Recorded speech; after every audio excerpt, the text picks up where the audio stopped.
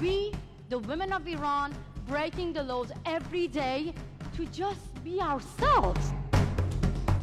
We are, whether we like it or not, massively interconnected. One of the challenges, I think, for women in politics, in business, in all areas of working life is actually to be ourselves. I feel like I've been plugged into an energy source. It's girl power.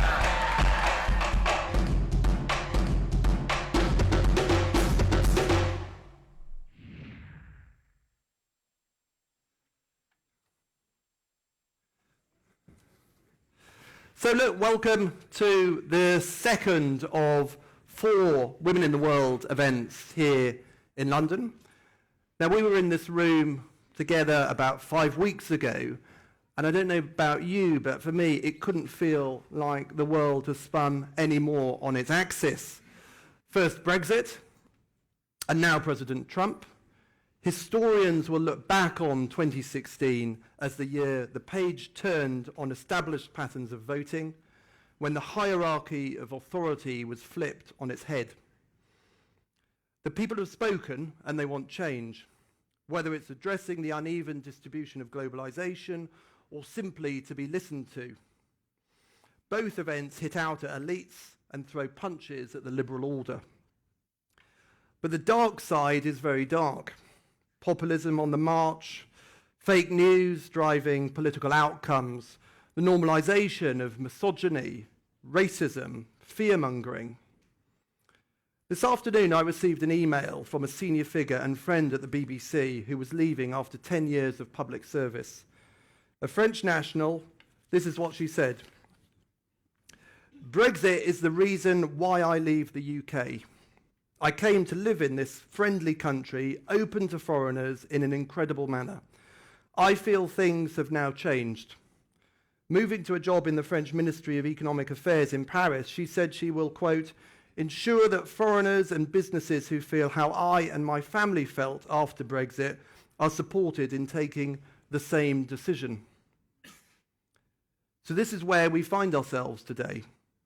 Non-UK citizens who for many years have felt part of an open society are having their doubts. In the 38 days after the Brexit vote, there were 2,300 hate crimes reported to the Metropolitan Police. That was an increase of about 60%. Now look, it's a mistake to connect those who want to leave Europe with these crimes, but the point is this. In our political campaigning, we've opened a can of worms, and that legitimizes some of the worst impulses of humankind. Think about America. How are the kids of Mexican parents feeling about a Trump presidency and their place in the nation? Can President Trump heal the division that he has opened up in the country? I think we all hope that Peter Thiel is right, that we shouldn't take Trump literally, though clearly we do need to take him seriously. Now, of course, there's going to be lots on this topic tonight, as you would expect, in an evening that will inspire, because we need to be inspired. Now, I'll leave Tina to introduce the speakers and the sessions, but as always with Women in the World, prepare to be awed, prepare to be heartened by what good human beings can do. Now, as Tina said to me this afternoon, what the Brexit and Trump victories have in common is 2 men without a plan. Well, with the women on tonight's panel and the audience, we have, I suspect, maybe the only man with a plan, and that is to hand over to the magnificent and inspiring Tina Brown.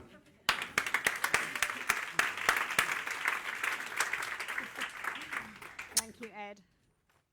Ed always has a plan. Always has a plan. Well, good evening, everybody, and welcome to this second of our forums.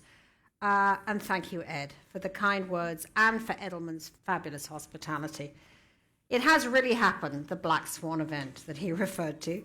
It turns out that Brexit was the canary in the coal mine, and that the fury with the political elites has mobilized people to vote in a primal scream for a reality show host who ramped up white nationalism, misogyny, xenophobia, and conducted the campaign like a human chaos machine, fueled by tantrums on social media. Otherwise, he's fine. Okay. Hillary Clinton's candidacy was reduced to a smoking rubble. There's been an attempt to characterize Trump's victory too simply as a white working class revolt of the so-called disenfranchised. That's just too easy. There were plenty of well-off, well-situated people who voted for Trump too. And one of the Democrats' many misjudgments that I find particularly relevant to what we're talking about tonight was that women en masse, they thought, would be so appalled by Trump's comportment that they would flood to Hillary. Game over. Yes, it's true she did win the women's vote and the popular vote, but not by enough to turn the tide. 53% of white women actually didn't vote for Hillary after all. They shrugged off Trump's crude behavior and trusted him more than her. They found his egregious lies far less concerning than her excessive secrecy with a private email server when she was Secretary of State. That fixation of Hillary's on secrecy, based perhaps on years of being unfairly investigated by Republicans, just confirmed the decades-old narrative that Hillary was an overreaching, calculating careerist. Character is destiny. How Greek can you get? To those who are new to women in the world, our mission is to bring you stories from the front lines of change through the eyes of remarkable women. They bring us insights that are often dismissed, experiences unique to our gender, solutions that women offer that don't always make it to the negotiating table, mostly because they aren't there. So we have with us tonight some brilliant and distinguished guests who can bring new perspectives in all of this heat and noise. First, we'll hear from our panel on the American election. Former US Congresswoman from California, Jane Harman, now President and CEO of the Woodrow Wilson International Center for Scholars, is one of the leading centrist voices in the Democratic Party on intelligence and national security. She'll be joined by the top MSNBC political analyst and news host, Joy-Ann Reid. She's the editor and author of the much-acclaimed Fracture, Barack Obama, the Clintons, and the Racial Divide. And Zainab Salbi, the founder of Women for Women International, journalist and TV host of a new groundbreaking show in the Middle East. She's just been named, by the way, one of People magazine's 25 Women Changing the World. Next, you'll meet two remarkable peacemakers, Israeli Robi Damelin and Palestinian Bushra Awad, both mothers who lost their sons in the region's bitter conflict, and yet together they work for peace and reconciliation. And finally, the irreverent leader of the Scottish Tories, who brought the party back from a twitching corpse and was just voted 2016 Scottish Politician of the Year, Ruth Davidson. We couldn't bring any of this to you tonight without our valued and generous partner, MasterCard, who are kindly hosting this reception that follows the program. And we very much hope that you'll stay and have a drink and talk about everything that you've heard. And a huge thanks also to Toyota, long-time loyal partner of Women in the World, for its support. We do appreciate their commitment to lifting up women. Thank you, one and all. Let's roll the video and get on with the show.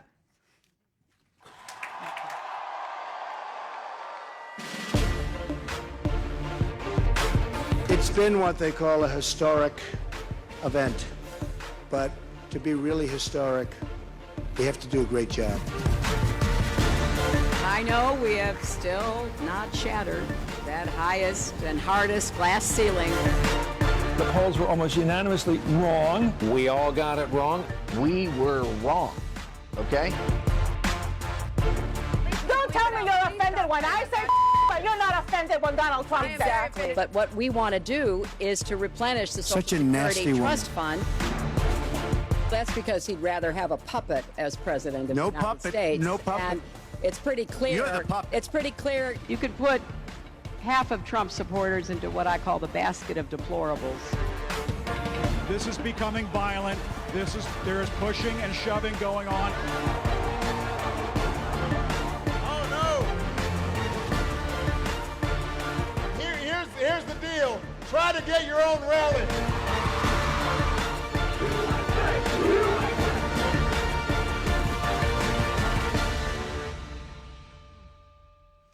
Welcome, ladies. And you saw the question. What have we learned? Jane, as a Democrat, you won election for a California congressional seat 9 times over your career. Let's start with you, a woman who knows how to win in politics. What's your take? I'm so depressed watching that movie. I'm recovering again. All right. What's my take? My take is he beat us. We had the wrong message. I hate to say it, and I love her. We had the wrong messenger, and we had the wrong strategy. Other than that, hey, and we should have learned some of the lessons of Brexit.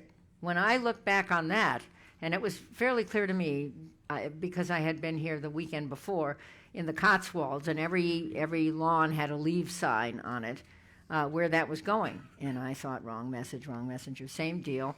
Came back to America, and I learned nothing. I personally learned nothing. I had a nonpartisan think tank, so I wasn't in her campaign, but I didn't realize how off it was. And Trump turned out to be, I'm saying it, don't throw tomatoes. You don't have tomatoes, do you have? The last several weeks, pitch perfect. There he was alone. Everyone thought he would lose. He probably thought he would lose. There she was with rock stars and all kinds of extra trappings.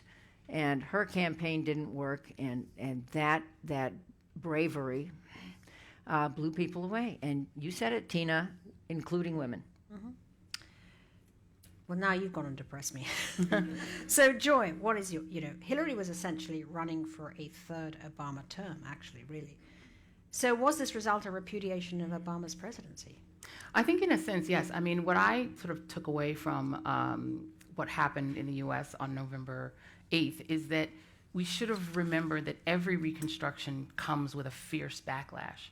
So that when you have cultural movements forward, particularly when they're tied to race, the backlash is always swift and it's always ferocious. Mm-hmm. There was an incredibly violent, angry backlash to the first Reconstruction after a period of nearly a dozen years of real progress on race, when formerly enslaved Americans were able to run for office, were able to participate in the culture. You had the fusion movement in North Carolina and parts of the South where white Republicans and black Republicans worked together to create this sort of real sort of almost golden age of progress on things like public education. And then the result of that was the red shirts. People who literally said, in order to stop this, we will kill, murder, and hang black people to put them back in their place. You then have a second Reconstruction, which is what I call the Lyndon Johnson era, when you had a white Southern president come in and repudiate his race, essentially, and his region, and say, we're going to make these dramatic moves forward on progress, not just for black people, but for poor white people. And he did the Great Society, and he did the Voting Rights Act, he did the Civil Rights Act, and took these tremendous steps forward, including on housing, which is probably what created even the worst backlash. Right. You had Nixon follow it on, at least in the areas of housing, where he sued Donald Trump for not letting black people live in his homes, and on issues of busing, where he vigorously tried to continue to enforce at least some of what LBJ did. The result, backlash, rage among the part of white America that saw this as destroying the fabric of the country they felt was owed to them. So and now we've had Obama's third Reconstruction. So this was another clue that was totally missed, which was it was not going to be linear progress after Obama. There would inevitably be a backlash. Absolutely. Zainab, obviously, you came to America when you fled Saddam Hussein's regime through an arranged marriage in 1990. So, Saddam's father was Saddam Hussein's pilot. Zainab's father was Saddam Hussein's pilot. Got an amazing little factoid I just wanted to let the audience know. So you have the perspective of an immigrant and an American citizen and someone who's still in touch with multiple perspectives in the Middle East, where you still spend a lot of time as a journalist. How are you seeing it? I'm scared. I'm really scared. I'm scared as someone who has lived under dictatorships and authoritarian regimes. And yes, this is an election and he won by election, but fear is fear. Mm-hmm. And when you're afraid of every word you say and what you express yourself, because there were no rules to the rules, and this is what I'm scared for, is that he changes his mind all the time, then you are living in a state of fear. So forget about election or no election, but I'm scared of, because I lived through fear. And I'm worried about this. You come to America because it is a land of freedom, and it does give you the freedom. And now I'm scared that it's going to be taken away. That's one. Second, a lot of Muslims are scared. I happen to be a Muslim. A lot of Muslims in America are very scared right now. I just did a story on Muslims in Minnesota, women who are wearing headscarf, who are becoming the target for a lot of Islamophobic attacks. And they are getting, and I interviewed people who have lived in America for 30 years, 40 years, all of that. They have never been as scared as they are today. You have attacks on them, soccer moms with a rifle against, parents who are just picking up their teenage son just because a woman is wearing a headscarf. You have people throwing beer. You have people, I interviewed a young woman who wears headscarf and someone's trying to get her out of the highway and just basically kill her. So people are worried. Now, we have to understand, and this is, I'm speaking as an immigrant, and to generalize, most people come to America because they're escaping something scary back home. And so you have actually traumatized population with the immigrant population because they left something scary, and now they are feeling they are stuck between a rock and a hard place, basically. You can't go back home. I mean, in my case, I'm from Iraq. It is destroyed. It's not a joke. I just was there a month ago. It is utterly destroyed. I drove for 3 hours from my home in Baghdad to the front lines with ISIS. And what you pass by is villages, towns, cities that are rebel, like just ghost towns. It's destroyed. Now that destruction, first for someone like me, like, where do I go? But that destruction is directly connected to the increased radicalization of the youth, both in America and in Europe, to ISIS emergence. The Middle East, people in the Middle East kept on saying, ISIS is a reaction, and I didn't understand what do they mean until I went to Iraq, and I realized it's a destruction. That destruction is emotional for everyone. It's making everyone upset because it came with America's arrival to the country and with the promise of liberty and freedom and prosperity. That's what people thought America brought, the Marshall Plan. And when that did not happen, people got angry. It's just not everyone deal with their anger in the same way. ISIS is dealing with their anger with, we're going to give you weapons, we're going to fight. The fight is not in our own homeland, the fight is in their homeland. That combines with racist attacks, bullying. I did the story on France and why young men in France are joining ISIS in such a high rate. There are stories of Muslims in France are afraid to say, I don't eat pork. Because if you say, I don't eat pork, everyone thinks that you are radical. They are afraid to say, I pray. I asked them, do you pray? It's like, we don't say that because we're afraid that's... So that fear is adding the anger about what happened in Iraq and what's happening in Syria, combined with the fear and that is leading to races and attacks, is increasing ISIS popularity. In a way, it's fuel to ISIS theory. And that is very, very dangerous, and I am scared. Well, Jane, misogyny is a theme we do have to address. We know that there wasn't, we can't pretend that Hillary Clinton lost this race because she was a woman. We know that that is a ridiculous characterization. But whatever you think about the mistakes that she made, and she made many, the fact is that for 15 months she was subject to a fusillade of abuse, an absolute fusillade of abuse, not just from Trump and the alternate right, but on every side.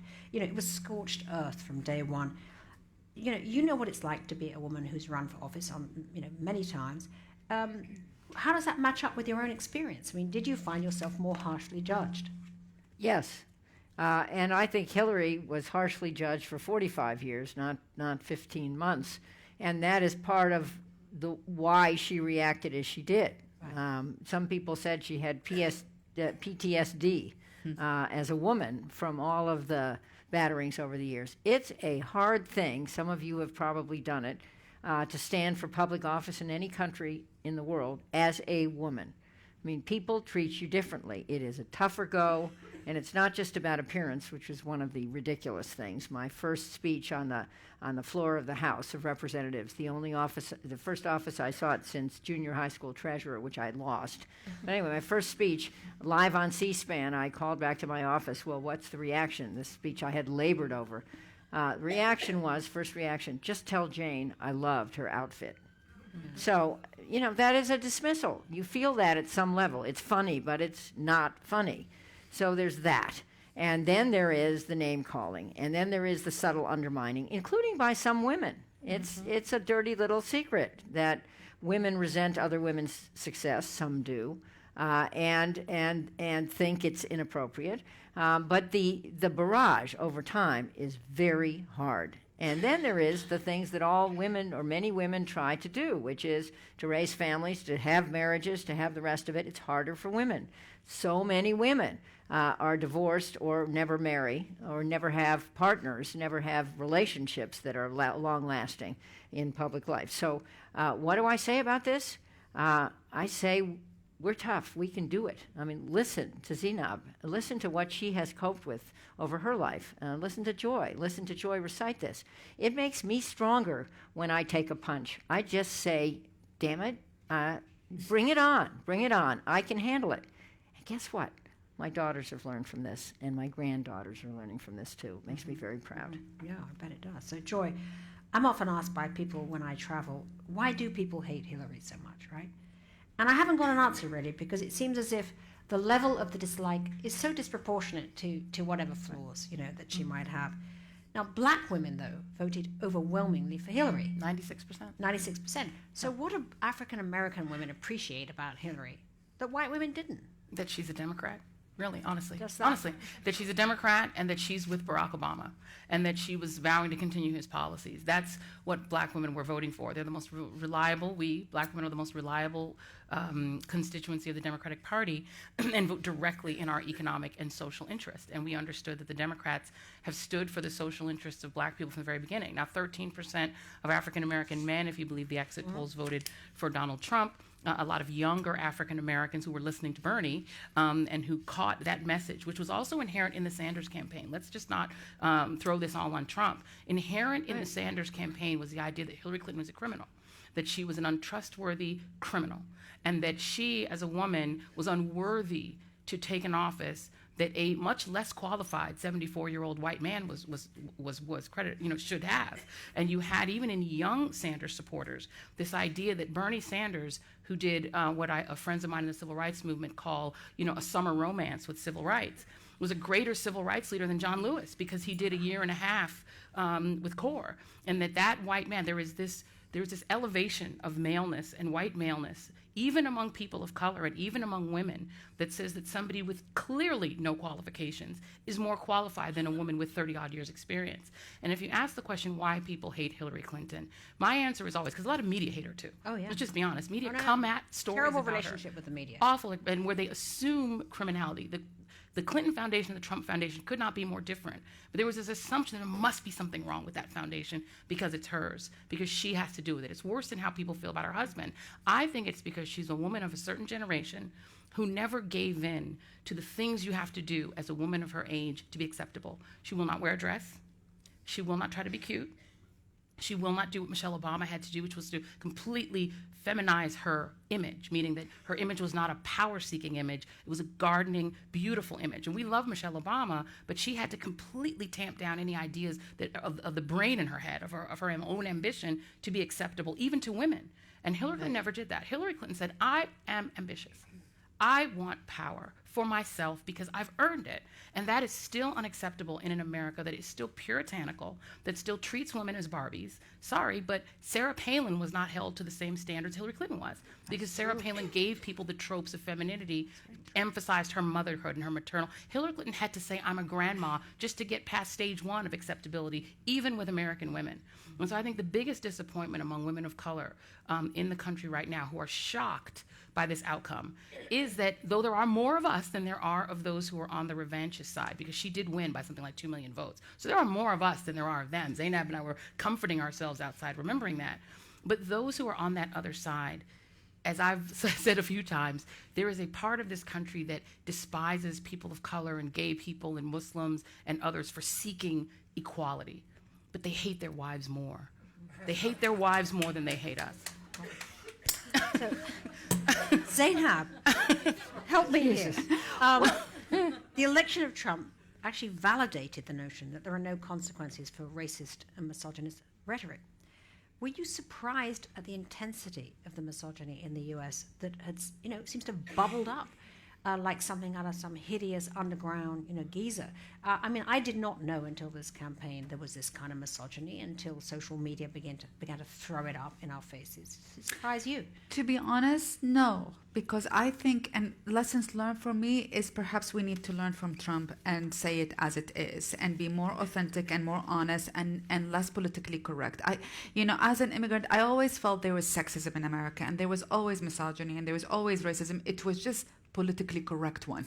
It was just packaged nicely, so you don't say to the woman like this, but you can say it like this, so it's okay. So maybe, I think to take it back to the lessons learned, maybe we need to have uncomfortable conversations.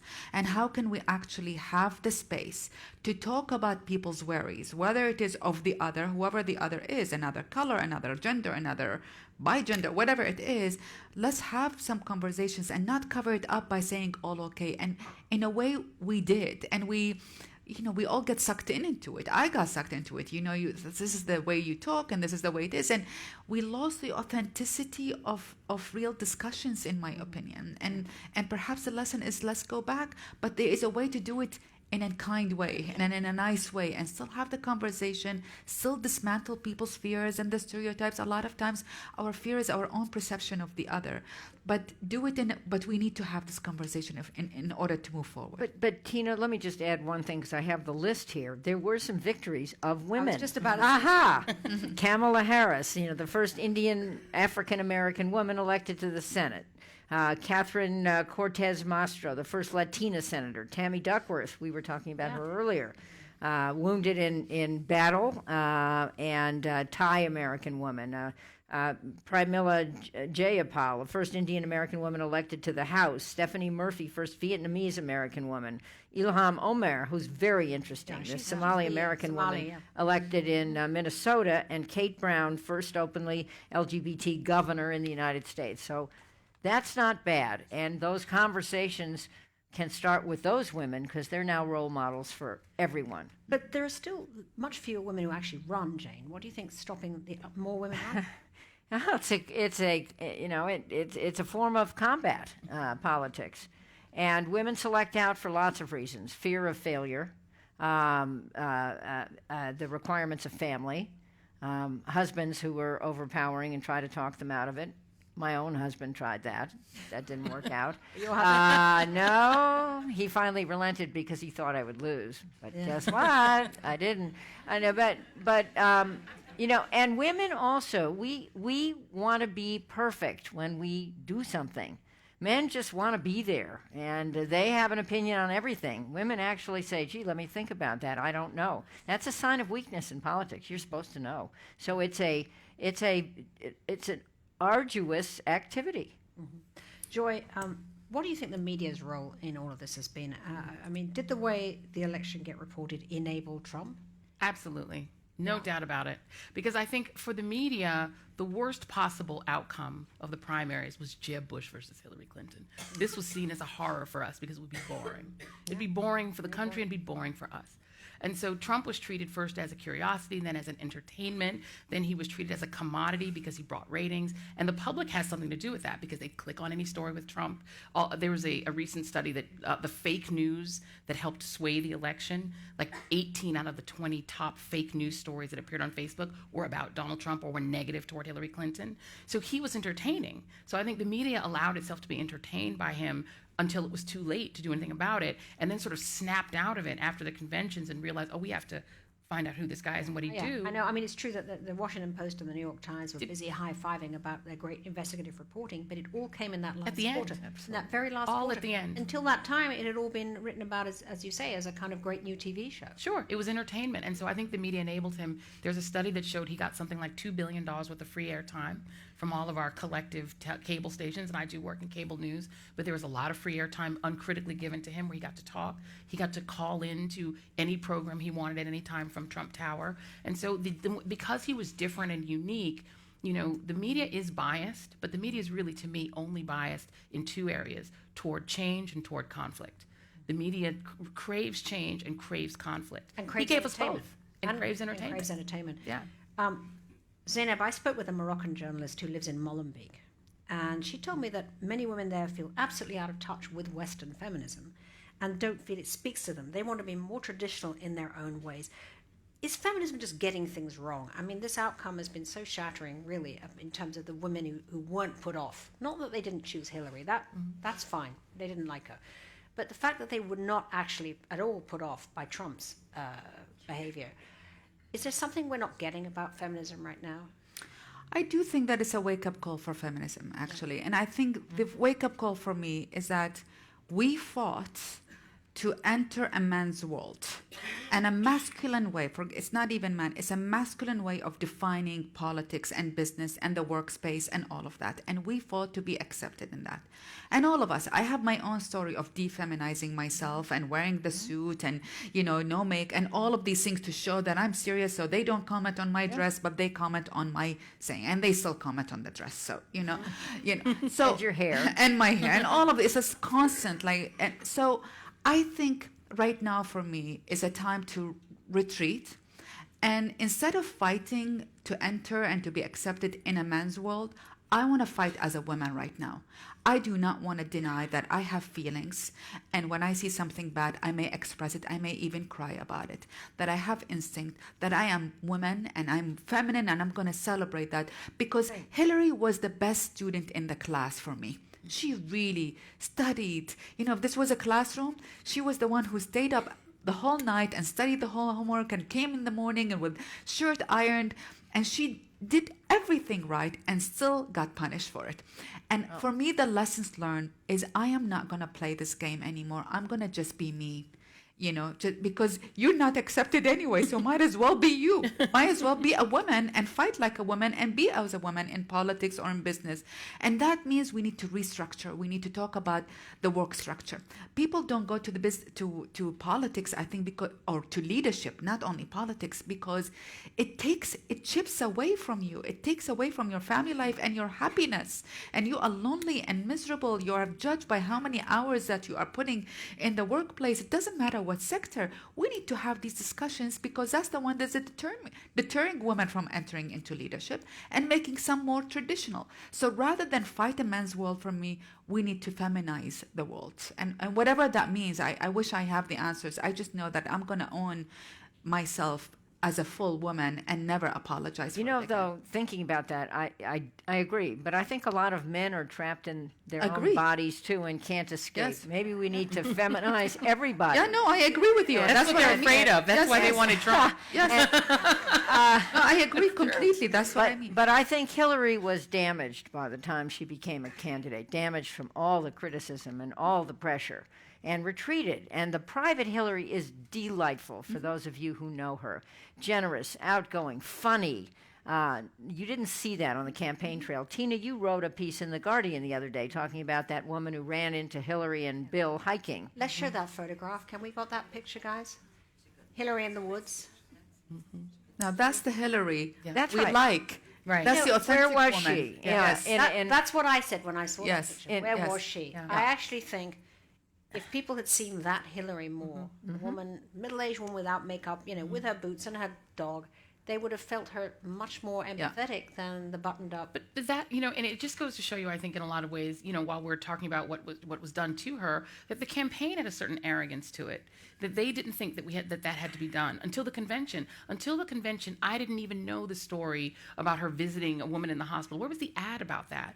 Where were the ads talking about what Hillary would do for the Rust Belt? I remember going to Ohio, early on to Lorain, Ohio, with my team to interview these steel workers in Lorain. All of whom would vote. It was 6 guys, union guys, voted for Obama twice. We're looking at Trump. We're very open to him, not open to her. And I saw an ad on TV at the hotel called Man of Steel, which should have been the first thing that told me he was going to win. I think we have it. Do you have the ad? No, we don't. It was the best ad of the campaign, really, because what it did is it said, didn't say Trump, it said we're going to rebuild this country. It showed all these men working with their hands, gritty, and getting back to work, and steel mills firing. That's all a lot of these voters cared about. With Hillary, they needed to see somebody who cared about them, not the best person in the class. But I think because all of us believe the metrics, it said demographics are destiny. She can't lose. She can't lose Ohio. Not Ohio, but she can't lose Pennsylvania, which I believe because of Philly. She can't lose Michigan because of Detroit. Politics doesn't work that way. It doesn't you work have to make that the way. emotional You have to make the connection. emotional appeal. It's not just an intellectual exercise. Yep. Straight A's don't don't win. Don't win. Yeah. But also she wasn't prepared to lie, though, because she wasn't prepared to say this Man of Steel is a fantasy. Those jobs are not coming back That's because right. the world is digital now. So Yeah. those jobs are never going to be coming back in that, Man of Steel. Well, she was afraid to say it because Bernie Sanders was essentially selling the same brand of soap that Donald Trump was, just in a softer package. He, too, was making it appeal to the white working class based on being able to do things that you cannot do. The idea that he could create this sort of, socialist revolution that would benefit the same white working class, she was also afraid to say that she did a few times and got hammered for it. So she was worried about Bernie to her left. She wasn't worried enough about Trump. They thought he was a joke. And I think they just believed the metrics. They believed the math. And the math didn't win. And the math lied. Yeah. Jane, Trump's win appears to be part of this populist continuum, that gave us Brexit and may give France Marine Le Pen. Oh, God. Might happen. This has been the Stop year where the saying impossible that. happened. Yes. And yet, America hasn't by any stretch of the imagination had this influx of immigrants that, has made Europe frightened. Right. So where do you see this going? In the world? Yeah. Let's. Something I was going to mention before is Trump didn't start this anger. He marketed it and connected to it brilliantly. Yeah. But it predated him, and this has been going on for a while, and both political parties in America forgot to notice. We were all too happy in Washington playing our games, our dysfunctional games. The business model of Congress is broken, and people blame each other for not solving problems. That's what Washington does. And then the press finds people who are attractive and get ratings up, and then they go with those people. It's not a good game. But at any rate, this populism is a big reaction, not so much to globalization, although that's part of it, but to automation and to the fact that the old steel mill jobs are gone. They're not just gone in America. They're gone in the world. And they're not coming back, and our education systems in the world don't produce people with the right skills to get the new jobs. And I'm not sure there are going to be enough jobs for the people in this world. If we're growing from 7 billion to 10 billion people in, I don't know what it is, the next few decades, what are those people going to do? 50% of the increase in population is going to be in Africa. What are those people going to do? Failed and failing states are where terrorism thrives. It's not just extremist Muslims, it's extremist anybody's. If you have no future, why not kill yourself or kill the people around you and sign up for all kinds of craziness? And that's what people do. And not even just violent. I mean, if you think about where Hillary Clinton won big and why she's going to have this 2 million margin, most of it is going to come from, I think you wrote this in your piece, from California, New York, from the coast, which have actually responded to globalization with a very educated workforce. California is actually, if it was its own country, would be probably the 5th largest economy on earth, because they are innovating and doing things in really smart ways where people felt that we had the luxury to do LGBT rights, and we had the luxury to do all of the sort of expansions of the social order that we did under Obama. If you were in Ohio, they felt that this was off the plot. Like, the thing we should be doing is getting me my steel job back, not doing all these innovations that the trans people use this bathroom or that bathroom. A lot of people took great offense to the idea that we were talking about Black Lives Matter rather than about them, or talking about anything or talking about rape culture rather than about them. And to them, it was all off the plot. And the Obama years for them were a repudiation of what they thought was most important, which was them. California is a majority-minority state. And America is going to be a majority-minority country, right. And people are not used to that. And Yep. and this is and talk about scared. A lot of people in the Midwest are scared too. I was just going to say, in California, who are the innovators? Guess who? They're immigrants from all over the place. Yeah. But Jane, do you think there's any chance the Democratic Party now will go the same way that the Labour Party has under Jeremy Corbyn here, sort of absorb the fact that it wasn't left enough, they should have gone with Bernie, and actually go more and more left? I don't know. I think the Democratic Party is going to do soul searching, but I think just moving left is not the answer to rebuild a majority party. I don't think so. I think it's incorporating, I would say this, of course, center and left into something new, and I think it's incorporating younger people. Let's understand. This is the one difference between Brexit and our election. Here, the millennials voted, and they voted to remain. They're part of the world culture. They're used to advanced technology, and they don't want to be separate. In America, millennials didn't vote, by and large. Think about that. A lot of people who had voted in recent elections also didn't vote. It was voters. That's why the polls missed this. They didn't know who would vote, and they didn't poll those people. But at any rate, millennials didn't vote, and I think this is all about how do we reach those people. And not only, well, we're going to hear some younger people in the next panel, and this rock star that you're introducing. Ruth Davidson later, yeah. I can't wait to hear her. But what I'm saying is, and she combines all the things we should be cherishing. And if the Democratic Party can find Ruth Davidsons, it'll be back in the majority. I want to add, so we do need to hear the millennials, not only in America, all over the world. They are not being heard, and their voices are very important. I think having, for me right now, our priority should be to support free media. That's for me, that's the first thing that goes by authoritarian regimes, free media. So whatever we do to support freedom of press. You mean freedom of the press. Freedom of the press, sorry. Freedom of the, that's for me is a priority. Because, but that's when everyone then get trapped. That's right. When people are afraid to tell the truth, and they get trapped, And we need, for me, I learned that in every crisis there's an opportunity. So it is a crisis. Right. We do need to speak up. We cannot, a lot of people say, let's give him a chance. I was like, no, we have to speak up on every single thing. This is no more, let's give a chance. But we are going to recreate a new, I am hoping that we reimagine a new way of being in the world. One last thing to you, Zainab. I'd just like to close before we go to the audience. What are we looking for in America in a woman leader? Who's out there? Who do we want it to be? I don't mean individual names, but like, what is it to be a woman leader now in America? Clearly not the Hillary Clinton model. Who? I don't know. And a lot of people are saying right now, Michelle Obama, she had Rose like a beautiful, inspiring woman. But I actually am against on projecting on any person, because then we do the same thing to her if we say it's Michelle. And I find her incredibly inspiring. But again, I think right now what we want to aspire is to have authentic women leadership who are speaking their truth and living their truth, and that's what we should put the pressure on. Otherwise, if we say Michelle or whoever, then we fall into the same trap, and we need to inspire authenticity right now. Yeah. I'd love to come to the audience now. I'd love to take some questions, and we're also going to have questions from Facebook Live. This was fabulous, ladies. Questions over here. Can you just, when you speak, could you just come forward a bit and stand up, and they'll give you a mic. Identify yourself. Susan Elkington, how long do you think Trump has before the steel towns work out that there may be no progress, there may be no jobs? Is it 18 months? Is it 2 years? And what do you think they are going to do?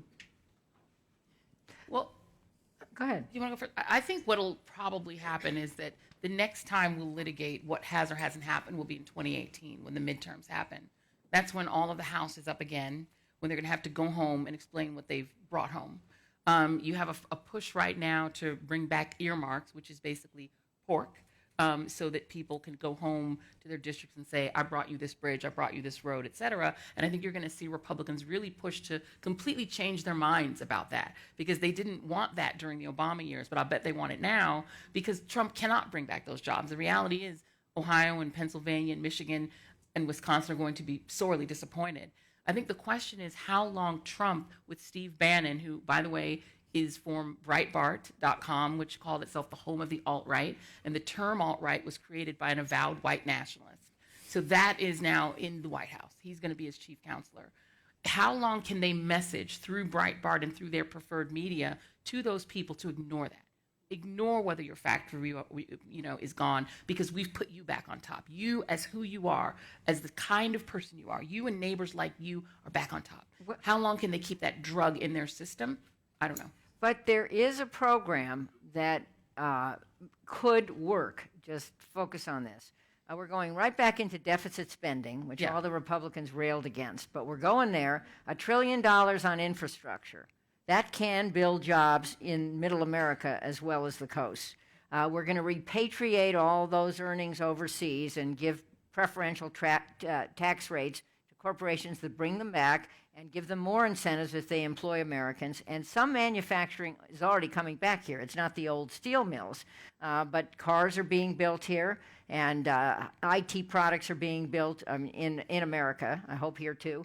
And my point is that there could be a track record that will build some jobs. I'm not promoting this, but I'm saying that thought is being put into this. There'll also be racially divisive and misogyny policies. But the infrastructure plan could actually be effective. I think such a plan could build jobs, and if they're smart, and they have shown that they're pretty smart because they targeted their campaign to these places, they'll build those jobs where they promised the jobs would be.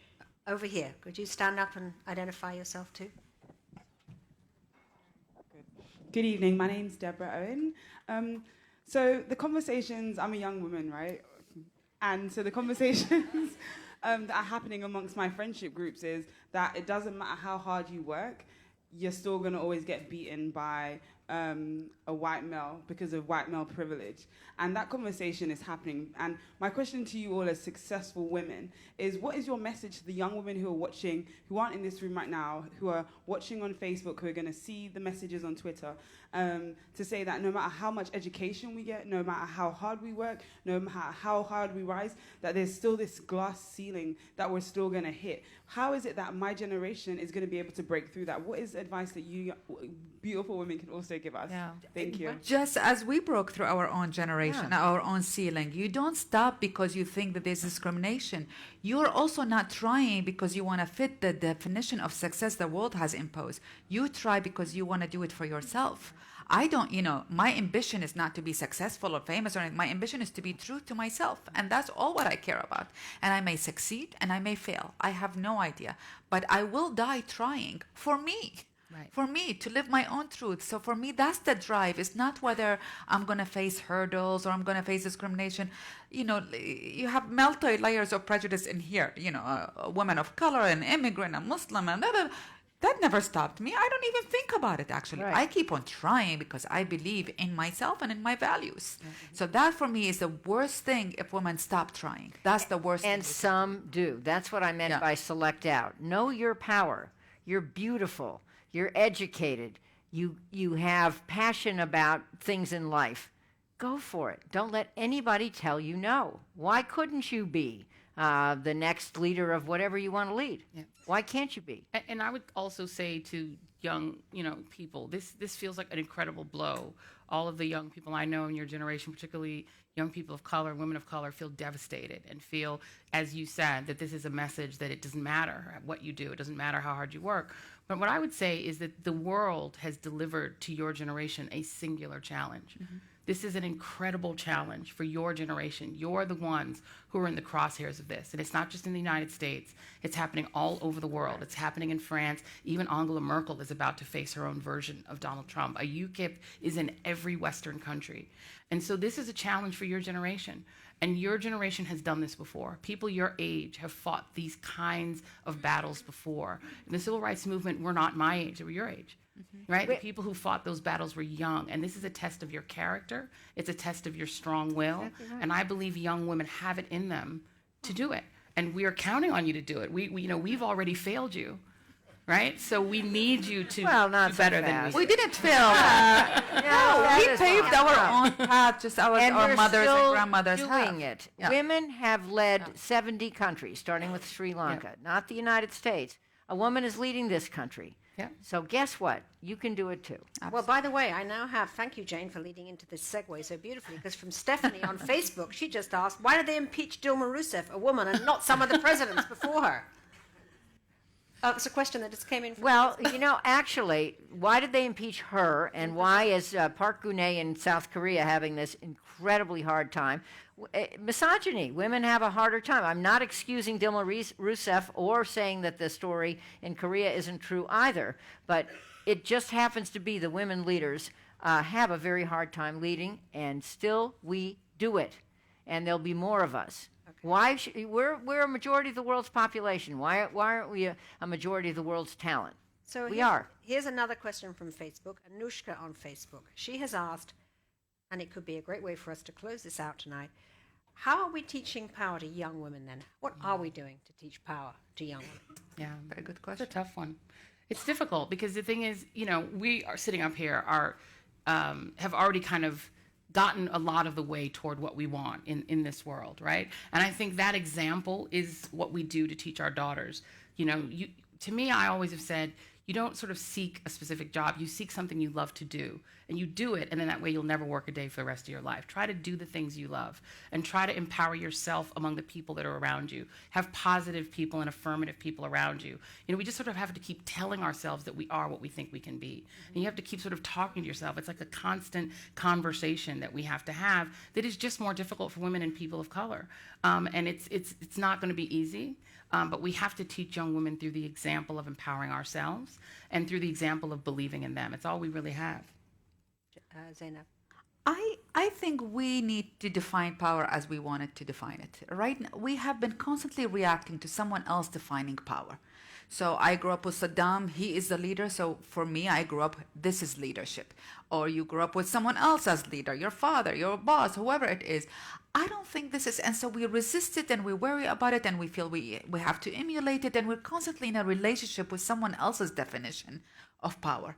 I actually am with the attitude, and this is a recent finding for me, is I'm going to define my own power. And I'm going to define my life the way I want to live it. This is the way, that's the only way I can. Otherwise, I try to fit in the mold of someone else and it's not working. It will never work. I'm just going to define power and leadership according to my values. And I learned that actually from Oprah, who she said, you define it in your values and the way you want to live. That is the ultimate authenticity. It's inside out. And I'll tell you, as someone who's run for office many, many times, because there were primaries too where I was opposed. So 17 elections, which I won, plus one for governor in a primary, which I lost. But you have to be authentic to win. You have to be authentic to win. And authenticity is what you define. It's the dreams that you have, and it's the grit and determination you have to pursue them. And if you do this in the midst of having a family, which I did, I have 4 kids, and keeping your marriage together. My husband sadly died a few years ago, but there's a cute boyfriend now. Wow! I showed Tina the picture. I'm telling you, ladies and men, this is your life. It's your journey. You go get it. And then younger people watching this, including your own children, will say, whoa. As my daughter Hillary, and I have a daughter named Hillary, she said, Mother, you're not normal. Okay, let's end it there.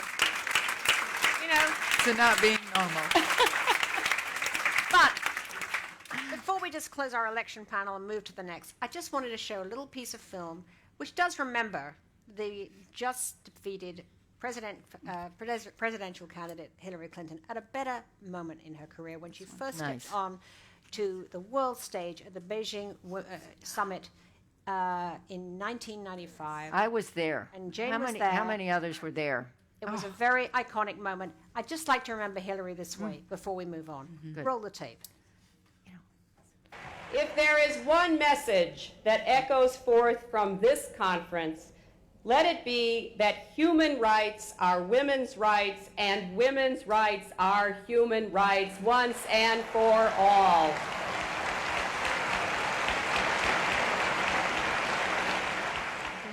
Let's remember that moment too. Bravo.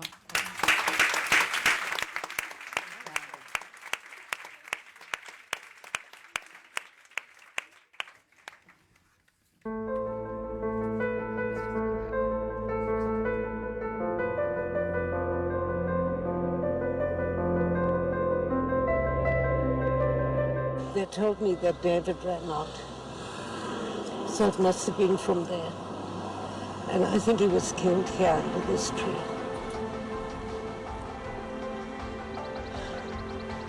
For what?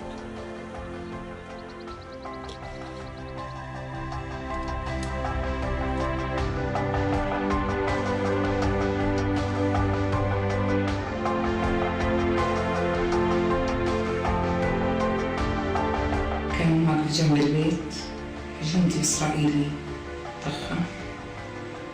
محمود كان أول فرحة في حياتي. How long ago did you lose your son? 3 years and a half. 3.5 years. Like I told you. And what was his name? Shukran Isma. Mahmoud? You know, I will show you a picture of David. Yes?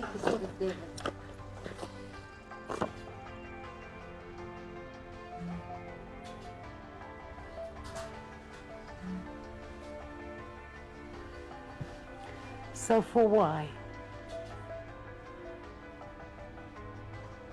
Hello? Haram. Hello.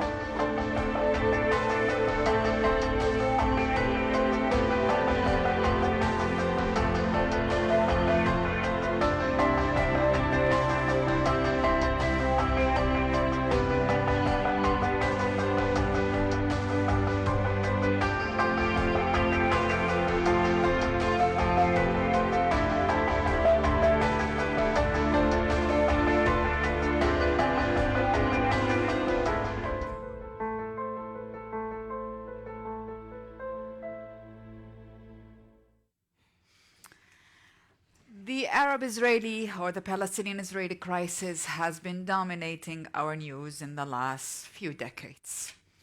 We hear about the fightings and the killings and the walls and terrorist attacks and all of these things, and that's all what we hear, or mostly what we hear on the news about that crisis. But what we don't hear is that there are women who are changing that narrative, and changing the narrative of how do you deal with a crisis situation and go into something different, build a new dialogue, a new narrative, a new way out. It is not an easy journey, especially when the price is so close to your heart, but it is one that can be done, and I am sitting with the women who have done it and continue to do it. Robi Damelin and Bushra Awad, an Israeli mother and a Palestinian mother, both, as you saw earlier, lost their sons. And they could have walked into the normal narratives of revenge and all of that, and they chose with consciousness to change that. So I want to start with you, Robi. Tell me about David first. He looked not only a very handsome man, but from what I know, a very moral man as well. Well, you know, people become dead heroes, yes?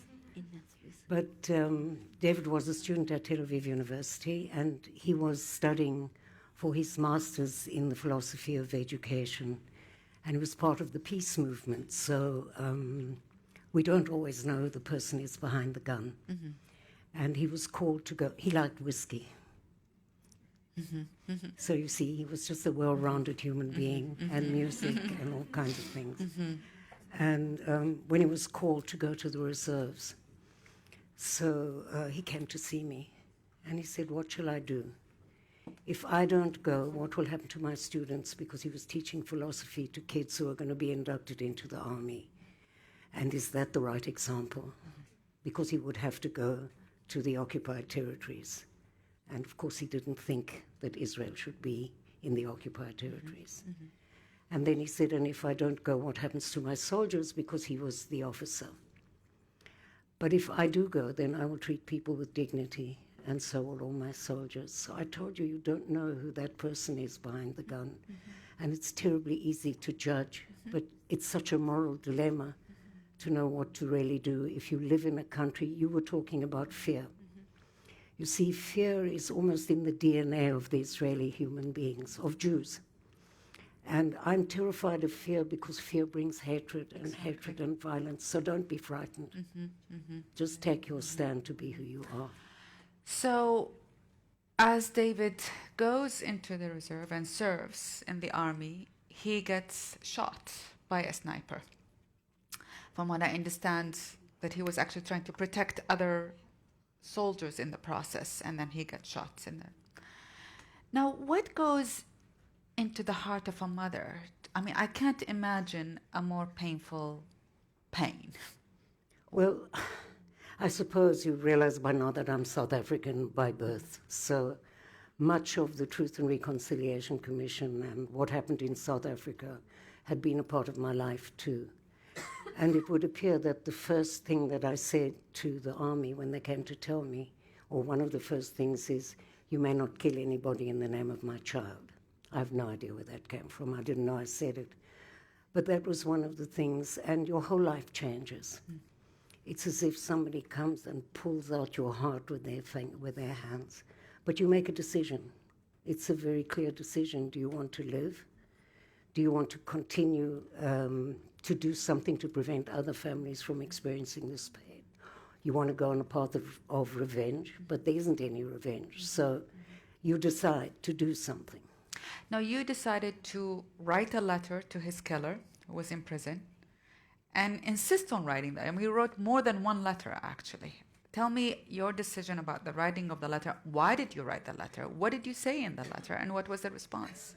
Well, you see, the thing is that I had been traveling all over the world before they caught Thaya, who killed David. And I thought I was quite a big deal because I was talking about peace and, reconciliation. And it was much easier then. But when they caught Thaya, that was when it became very difficult. Because then I had to prove that I really meant what I said. It's easy to talk about peace and reconciliation and all these charming things. But do you mean it? Mm-hmm. And so it took me 3 months, more or less, of sleepless nights and thinking about, could I do this work if I didn't complete something? Mm. And so I wrote a letter and I told the parents of Thaya who I was and who David is. And it's quite a long letter, but at the end I said, I think we should meet because we owe it to our children and our grandchildren. Did they agree? Well, first they said they would give the letter to their son, but it became very difficult, and this is where you have to understand ethnic differences and cultural subtleties. Mm-hmm. And it took a very long time. Somebody from our group, a Palestinian, took the letter into jail and gave it to Thaya, and he wrote back to me after about 2.5 years, I think everything's got to happen immediately. Mm-hmm. Instant reconciliation. What did he say? So he said that I'm mad and I should stay away from his family and that, yes, but I could understand that. You see, Thaya didn't kill David because he was David. Mm-hmm. He killed him because he was a symbol of an occupying army. Mm-hmm. That's not easy to say, but that's the truth. But and if we are going into this reconciliation idea, we have to tell the truth. And as much as I love Israel, and I love Israel, it's my country, I want to live in a moral country. And I think we have to get out of the occupied territories as soon as possible for the good of Israel. Even if you don't care about the Palestinians, and I care deeply. We have to get out of the occupied territories because it is killing the moral fiber of my country. You cannot send a kid to stand at a checkpoint and have to make decisions about whether he should allow a pregnant woman to come in or not, and she has the baby at the checkpoint. What do you think happens to that kid? He comes from a normative background. He gets into the army, and suddenly he's faced with this, and he doesn't know what to do, and she has the baby, and the baby dies. So he goes home on that Sabbath Eve, and he can't tell his parents, and he takes his father's car, and he gets drunk, and more people are killed on the roads in Israel than in the conflict. It's a very complicated situation, but the occupation has to end. That's the bottom line. I mean, what you're talking about is you're conscious, and you're talking about empathy. That's empathy to even put yourself in the position and the reality of someone else's, even though they are the other. What kind of responses you got from your neighbors and friends and colleagues? Did you get people? I'm sure there were people supporting you, but did you get an opposition as well? Of course. It's very frightening for people when you touch, there's a certain standing for a bereaved mother.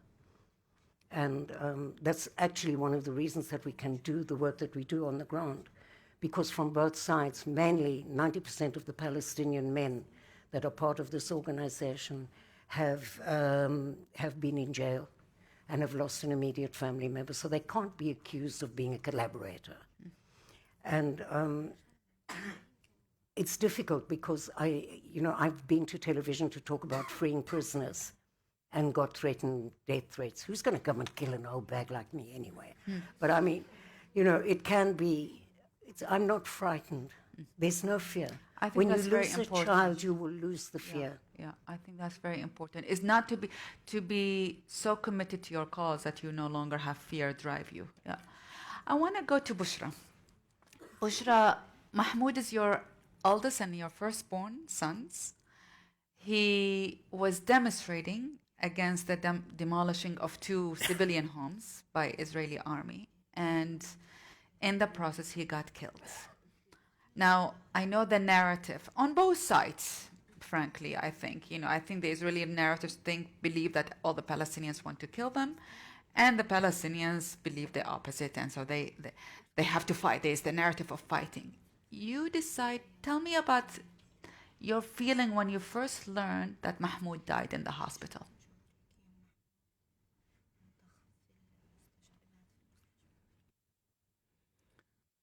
أنا شعوري ما أقدرش أوصفها يعني شعور أم يجيها خبر إن ابنها انطخ ومات. I can't describe my feeling, a feeling of a mother who just lost her child. أنا أول ما سمعت الخبر إن محمود مصاب طلعت أجري من البيت مش عارفة وين بدي أروح. When I first heard Mahmoud was shot, I started running. I went out the house and I started running. I didn't know where to go. لقاني أخويا بالشارع وأنا على الأرض يعني واقع على الأرض. My brother met me in the streets and I fainted in the streets. حكالي إن محمود يعني بس مصاب بس منيح يعني. He said Mahmoud was shot, but he's okay. He will be fine. Don't worry. لما رحت على المستشفى كان عندي أمل إني ألاقي محمود طيب. When I went to the hospital, I had this hope that my son Mahmoud will be alive. بس لكن مع الأسف لما وصلت المستشفى لقيت أبوه باب المستشفى. But sorry, when I arrived to the hospital, I saw his father in front of the door of the hospital. حامل الكندرة تبعته وضرب على راسه. Carrying his shoes, hitting himself with the shoes, his head with the shoes. إن محمود راح. And he said, Mahmoud is gone. محمود راح يعني راحت الفرحة راحت الحياة معه. Mahmoud is gone, the happiness is gone, حسيت and the life is gone. This is what I felt. ما فيش وجود للحياة خلص راح انتهت عند الحياة. I felt that there is no need to live. How old was the life was ended. قديش كان عمره؟ 17 سنة. He was 19 years old. 17 years old, sorry. 17 years old, and he was just demonstrating on basic demonstration. He wasn't fighting or anything like that. لا كان في شهداء 2 في البلد. He was not fighting. There were 2 martyrs in the town. يهد بيوت. فالبلد يعني كلها طلعت والشباب طلعوا على أساس يمنعوا الجيش إنهم ما يهدوش البيوت. And the army and the Israeli soldiers, they wanted to demolish 2 houses, so the kids were preventing them from demolishing the houses. فهذيك الفترة كانوا إخوته الاثنين برا البيت يعني. 2 of his Mahmoud's brothers, they were outside of the house. وكان طلع جابهم وحطهم عندي في البيت وحكى لي ما تخليش إخوتي يطلعوا من البيت. So أنا خايف عليهم لأن الجيش بطخ. He went outside looking for his brothers, and then he brought them home and told his mother that please don't let them go out, let them stay home. I'm afraid, I'm worried because there are soldiers outside. What was your reaction? I mean, Robi told us about her reaction. What was yours? Were you angry? Did you want revenge? Or you wanted to have a discussion with other mothers and other parents? How did you come to that stage? طبيعي بدها تكون غضب لأني أنا. I was of course very angry. وكل الدار كانت ردة فعلها كانت غضب. My house was all angry. وعارف الجندي بدي أقتله. When I said when I see the soldier, if I see him, I'm gonna kill him. I'm sorry. Arabic is my native language, so it's very hard for me to. And how did you change your mind? Because everyone around you is probably wanting revenge. That's the narrative. What was the point that you decided to change your mind? غيرت رأيي لأني أنا والعيش قعدت 3 سنين وأنا في البيت ما أطلعش ما أروحش ما أجيش. I changed my mind at first. 3 years I sat at home, not going anywhere. أولادي يعني تحطمت نفسياتهم. My children were very depressed because they see me. صرت يعني ما اهتمش في البيت ولا أهتم في الأولاد. I didn't care for my children or for my house. حسيت الأولاد إنهم بدهم يضيعوا مني الثانيين. I felt that my other children, I'm losing my other children as well. في يوم يعني دخلت أنا في المنتدى كان عن طريق صديقة إلي في المنتدى. One day I went to one of the meetings of the parent circle with my friend. حكت لي إن بدي أجي أروح أشرب عندها فنجان قهوة. She asked me to come to drink coffee, to go to her house and drink coffee. فأنا رحت عندها وبتفاجأ إن في عندها إسرائيلية في البيت. I went to her house for coffee and I was surprised that she had an Israeli in her house. That's how you met Robi. قابلتي. Yes. What was your first reaction? شو كانت ردة فعلك الأولى؟ ما كنتش حاب أشوفها ما كنتش حاب أقعد معها. I didn't want to see her. I didn't want to sit with her. في مجنونة تيجي تقعديني مع اللي قتلوا لي. She was telling her friend, "Are you crazy? You want me to sit with the people who killed my son?" جيت أطلع من البيت. I wanted to just run out. وقفت روبي قالت لي بس بدي أحكي معك شوي. Robi stood up and said, "I just want to talk with you for a second, please." في الأول رفضت أنا. At the beginning. كنتش بتقبلها نهائيا مش حاب أشوفها نهائيا. At the beginning, I refused. I really don't want to see her at all. وهي أصرت إنها تحكي معي. But she was determined to talk with me. يعني صرت أحكي معها هيك غير يعني بديش أحكي بس بسمع لها بس بديش أحكي. She was listening to her, but she did not really want to talk to her.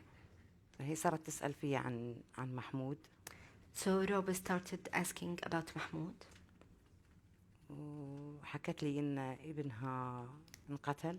She told me that her son was killed.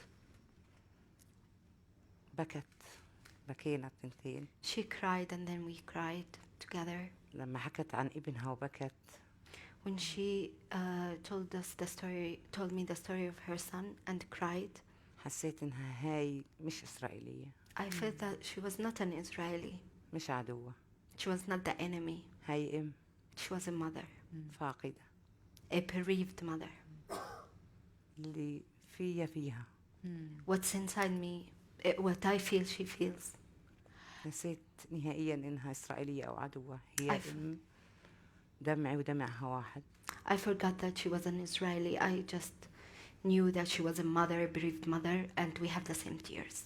Now, Robi, you are a very persistent woman, and I actually believe change comes. I mean, I think this is very important in light of what's happening in the world, that change comes not only because there are visionaries in the world, but because there are people who have perseverance. And you have perseverance.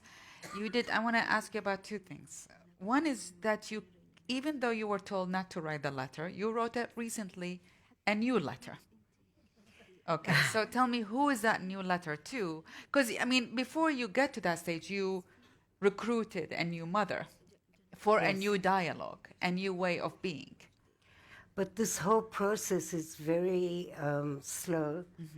And really, after I realized I'd gone to South Africa to look at the Truth and Reconciliation Commission to see what lessons we could learn. And I came back and I was very determined that now was the time to go and meet Thaya. And, but everything's in the way. You see, the police, the Minister of Justice, you name it, I found a great excuse for not doing it. And so then I realized it's me that's in the way. So I went to the Minister of Justice and she gave me permission to go into the jail. And I asked for Bassama Ramin, who's a member of our group who you know, to be the mediator because I can't think of anybody that I trust more than this man who lost his daughter, was killed by the Israeli army and who spent 7 years in jail and who did his master's in Holocaust studies. How could I not trust such a person? And so we got permission for all of that. And then, of course, we had elections. And you may have noticed that we are not exactly blessed with the most democratic government. Yes, No comment. the Minister of Justice is not, it's exactly the Minister of Just Us. And so, so then I got stuck. You know, I really didn't know what I wanted to do, and then I suddenly realized that it's not so important. I'm not the issue anymore. The issue is something much bigger than me. The issue is to see if I could get Thaya, who killed 10 people, to admit that actually it might have been better to go on a non-violent path. Perhaps he would have achieved more for a two-state solution, or for any solution, whichever solution you think. Were you able to do that? So I wrote a letter now to a certain man in jail, who we will not mention his name at this point. But a major figure. A major figure who is considered to be a future leader, maybe a Mandela for the Palestinian people, who talks about nonviolence all the time. And I asked him, in the letter I told him the same sort of story that I said about David, but I also asked if he could advise me, and if he could try to talk to Thaya, who's in the same jail, and get him perhaps to make this statement. Can you imagine? This has got nothing to do with me anymore. This is not, I'm sorry. This is not, I have regrets. This is not anything. This is to say that maybe, can you imagine how amazing that would be? If we could get that for the Israeli people, to see that people can go through a catharsis and can change, and that for the Palestinian people to realize that violence will never beget anything, because, you know, until they are free, nobody will be. I want to show one last video that summarizes your work together, because then you created a whole work. And can we show the video? We show the video. אנחנו לא רוצים אתכם פה. אנחנו לא רוצים אתכם פה. لا نريدكم هنا. לא רוצים אתכם פה. لا نريدكم هنا. لا نريدكم هنا. لا نريدكم هنا. אנחנו לא רוצים אתכם פה. لا نريدكم هنا. لا نريدكم هنا. עופו מפה. אנחנו לא רוצים אתכם פה. אנחנו לא רוצים אתכם פה.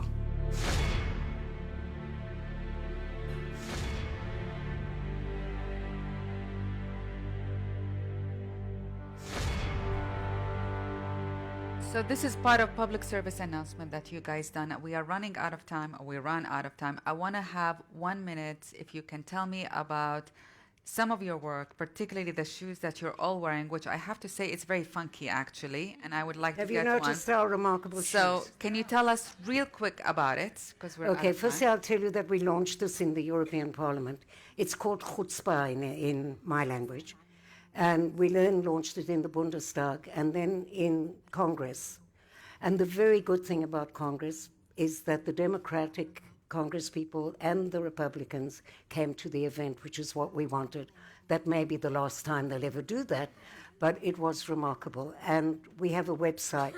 It's called steps4peace.org, and you can buy these remarkable shoes, which are embroidered by Palestinian women, and it's a way for us to increment the income of Palestinian women, but also for us to spread a message which is never usually heard, and to have hope. You know, I mean, if we leave here tonight just with that little hope, then we've done something. I want to thank both Bushra and Robi. I think that what for me I learned from them is you do have to speak about what's wrong in authentic ways, and not be shy about it. You do have to have courage to speak your truth. You have to have perseverance. And it's not easy to stand up for what you believe in, but it's possible, and you can always take the first step. So thank you so much, and appreciate it. Thank you.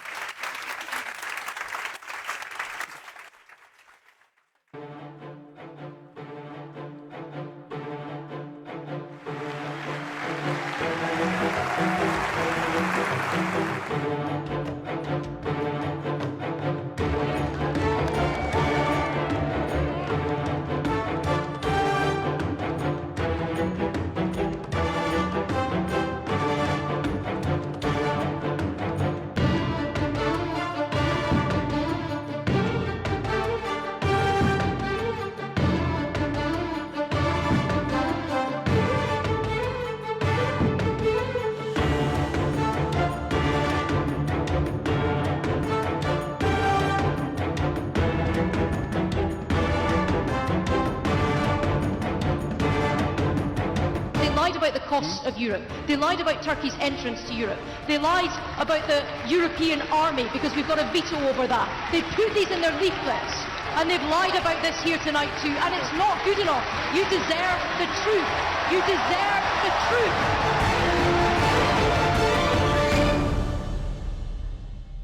That's authenticity in action, I think, actually. I like I got some flowers, thanks very much. I'm not quite sure about lilies. This is maybe my funeral here if I say the wrong thing tonight. I don't know. The funeral of the Labour Party in your case. Yeah. So welcome, Ruth Davidson, everybody. It's great that she made this trip over to see us tonight. Ruth, you just won 2016 Scottish Politician of the Year after only 5 years in office. I mean, that's extraordinary. You couldn't be more different, I have to say, from Hillary Clinton. A fresh face you are, and a change agent. So after Brexit, did you see the Trump vote happening? Well, I think the one thing that Hillary and I have in common is neither of us are fond of a frock. I think that's kind of fair to say. We both prefer trousers. I have to say I was pretty nervous. I'm a bit of a kind of Yankophile, love the States, did part of my degree in American history, and every year since I was a teenager have stayed up every year to watch the State of the Union address, stayed up every American election and watched it right through. And this year I didn't. I decided to go to bed because I just... I stayed up for the Brexit vote and it wasn't fun, and there was just something in my gut, and I kind of woke up early, and my partner was already awake, and she just went, "Oh God, it's happened." So that's how I discovered about it. But I think there is incumbency on everybody in the world, without exception. To hope and pray to whichever God we all believe in, that President Trump is very different from candidate Trump. Well, we can hope, all right?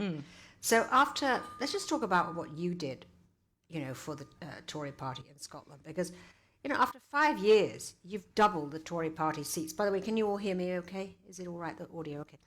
You've doubled the Tory party seats in the Scottish Parliament. You've leapt over the Labour Party to become the vibrant opposition to the Scottish National Party. And I'm just fascinated. How did you achieve that so quickly? Because this party was just dead. It was, as you said, a corpse that hardly twitched. Well, I said other people said that. I think I got elected in 2011. I was the only new member of Parliament for my party. And I was only there because the chap in front of me had retired. We had our worst ever election under devolution. We'd got about 15% of the vote, and we looked tired. And we had, this was off the back of 20 years of stagnation and decline. And my leader resigned on my first day in the Parliament, a shiny new parliamentarian turning up, excited to be elected. And my leader, who is a wonderful woman called Annabel Goldie, who I admire hugely, and whose sage advice I miss every day, resigned. And the then deputy leader decided that he'd had enough, that the party was dead in the water, and he wanted to disband the party, and we would have a kind of CDU-CSU arrangement of a separate centre-right party in Scotland from the rest of the Conservative clan. And I didn't believe that was the right way to go. So I ran for the leadership and became leader of the party within 6 months of becoming a professional politician, which is suicidal. Don't anybody do that. And I could have learned so much if I'd sat in the back benches for a while, but it was really clear to me that there had been this overwhelming SNP landslide in 2011 election. There was going to be a referendum on Scottish independence.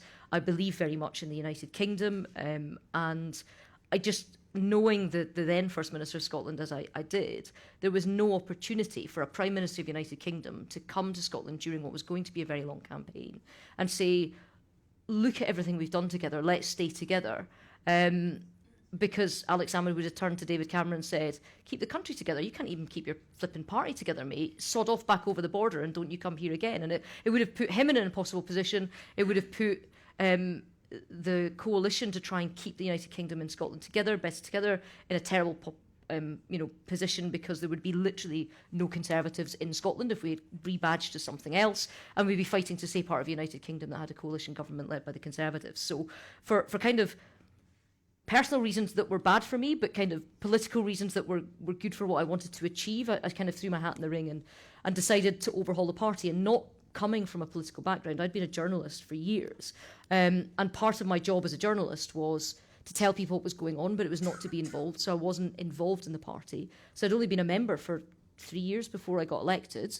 So, I mean, I was a proper outsider, and just took whatever knowledge I had about leadership or changing organisations from outside of politics and just imprinted it onto the party. How much did your army background help with your leadership style? Because, you went about it in a very sort of organised way, I have to say.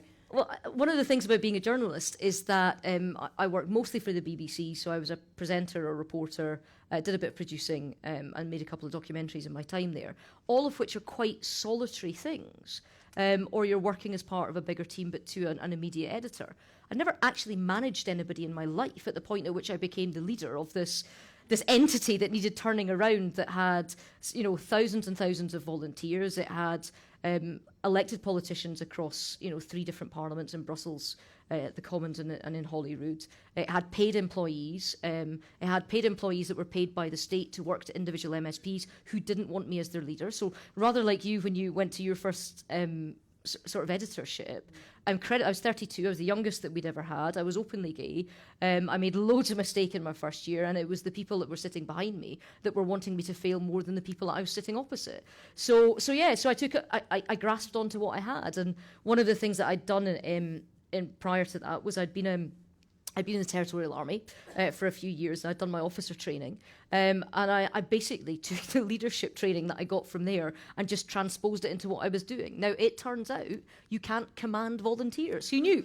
So we had to do a little bit of adaptation. But actually, some of the things about decision-making, bringing people with you, the way in which you view the kind of field before you, the way in which you want to achieve an objective, but you have to empower people to take the path to that objective that they find that they can take. Actually, it kind of fits. And some of the qualities you need, that idea of moral courage that you need to be a leader in any sphere, not just in politics. But one of your previous speakers in the first session today talked about how leadership is grinding, and it's hard, and it's lonely, and it is isolating, and it strips you of parts of yourself that you desperately want to keep.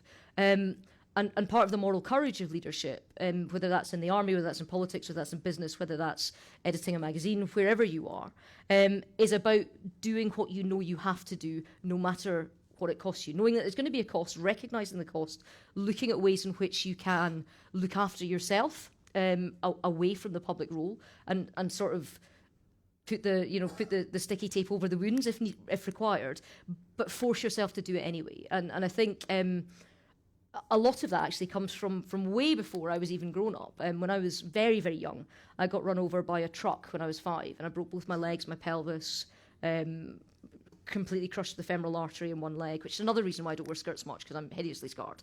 I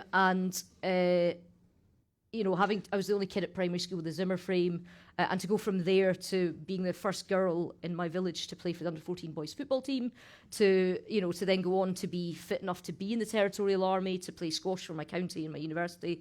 I just, when people tell me I can't do stuff, I just have to do it. So it's that kind of cussedness, and it's recognising and owning enough about yourself to know that actually fear shouldn't stop you doing things. You can do things despite fear. You can put fear in a little box and go around it and do it anyway because you know it needs doing, and that's what you have to do. Well, it's remarkable, but I mean, you obviously went into politics when you were 32, wasn't it, when you were 32? I ran for my first by-election at 30. 30. So, yeah. Okay, so aside from your absolute determination once you got it, to make it work, why did you want to go into politics anyway? I mean, what was it about the world or Scotland or the moment that you wanted to fix? I mean, you obviously had a great passion to do something. No, I did, and I mean, don't get me wrong, I love broadcasting, and particularly I still have an abiding love of speech radio and interviews and getting people to tell their stories. But part of the job of being a journalist, and particularly at the BBC, is that your job is to tell people what's going on. It's not about changing what's going on. You're not allowed to be an active agent of change. And I had the overwhelming desire to see changes in Scottish public life. I had the overwhelming arrogance to think that I could make a contribution in that sense, and I think there is an element of that in every politician. And so I wanted to change things. And one of the really big things I wanted to change in Scotland was that since we got a Scottish Parliament, since there was devolution, the biggest two parties in Scotland were both centre-left parties. So there's the SNP, that's a centre-left nationalist party, the Labour Party, that's a centre-left Unionist party or internationalist party. And it meant that lots of things weren't being discussed in Scotland. There was this kind of soggy consensus. And one of the things that moves debate on, society on, is to have clash. Clash in and of itself, if it is creative and it is positive, it can be instructive. And you can find that through different people with different views coming at things and saying you can do it a bit better by doing it like this, and then somebody building on that saying actually you can do it a bit better by doing it like this. We weren't having those debates in Scotland, and I really wanted to be able to change the debate in Scotland and get to a much healthier narrative where we're not just talking about every single penny that is spent as if it doesn't come from anywhere. We've got to have the other side of that equation too, and there is an element of devolution which went wrong, I think, in the first time when it first came in that the system up until this year, in fact, was that a packet of money came up the A1 from London to Edinburgh every year, and then the people in the Scottish Parliament decided how much or who got all of that money. And you couldn't save it, you couldn't hold it over, you couldn't borrow against it, you couldn't create any more money. You just had a packet every year. And that meant that every election was a spending competition. And that doesn't make you want to increase the entrepreneurial spirit of your country. It doesn't mean that you want to encourage businesses to grow. It doesn't mean that you want to have a more dynamic economy, because it doesn't matter, because you get the same amount every year no matter what you do. And we'd gotten to a stage in Scotland where we were just having a kind of Dutch auction almost about how many different groups we could give money to, and that's not healthy in itself, and that's now changed with new powers coming to the Scottish Parliament, and hopefully over time you'll see a debate in Scotland become much more like the debate in Western countries around the world. Now, I know that's kind of not maybe the best idea right now, given some of the debates that are happening in Western countries around the world, but I think there is a real incumbency for honesty in politics about where things come from, as well as what you want to do with them, or honesty, you do disenfranchise people. Honesty is sort of out of style worldwide, really. But one of the big assets that you have is this constant refrain that you have authenticity. I don't even know what that is or what it means. Well, that's part of why it works. So, okay, do you think that being guarded and sort of secretive and holding back you from being authentic is a bit of a generational issue? I mean, do you think, Theresa May has also been called, guarded and cautious, and there's a slight more sense that she's a more fenced around person. Are you able, you think, to be freer, and more authentic and more yourself because you haven't had so many decades of, fitting yourself into another stereotype? Possibly, but I think you make a choice too.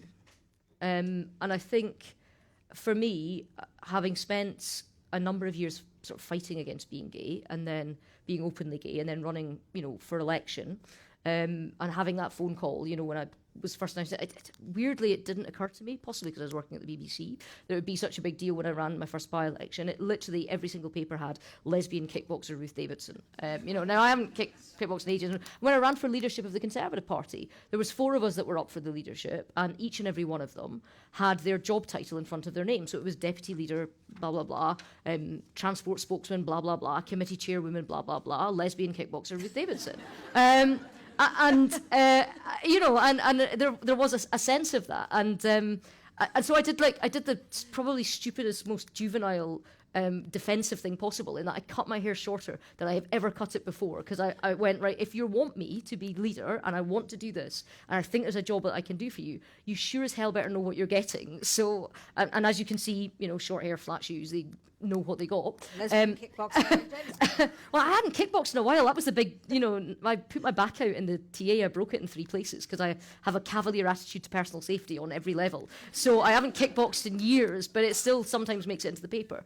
But there was a decision to make too. And when I did win the leadership, I got dozens and dozens of emails, mostly from young men, actually, from teenage boys, but some never thought I could. I swear honestly, it was the Damascene epiphany moment for me, because I'd never signed up to this idea of role models. I'd always come from a background wherein if somebody told me no, then I would just work twice as hard to make sure yes. And it never occurred to me that it would matter to anyone who the hell was leader of the Scottish Tory Party, apart from people that were in the Scottish Tories. And I made a kind of vow to myself on the sort of second day that these came flying in, that I would never not answer questions in public about my sexuality, that I would endeavour, because I believed that I had so much more to say about so many different issues, that I would endeavour to get all my points across. But if the interviewer came and they asked, then they would get the answer, whatever it was. And that took a decision to have that level of openness and honesty. And, you know, I've taken criticism for it too, as well as taken some applause. But it was a decision that I made and that I own, and I will take both sides of that coin. And I do actually think that it matters that you see people in public life that make you think that you can do it too. And I think that's probably why there are so many women across the world who have that sense almost of personal grief that Hillary Clinton didn't win. And we heard it from the spokeswoman over there, the woman who spoke.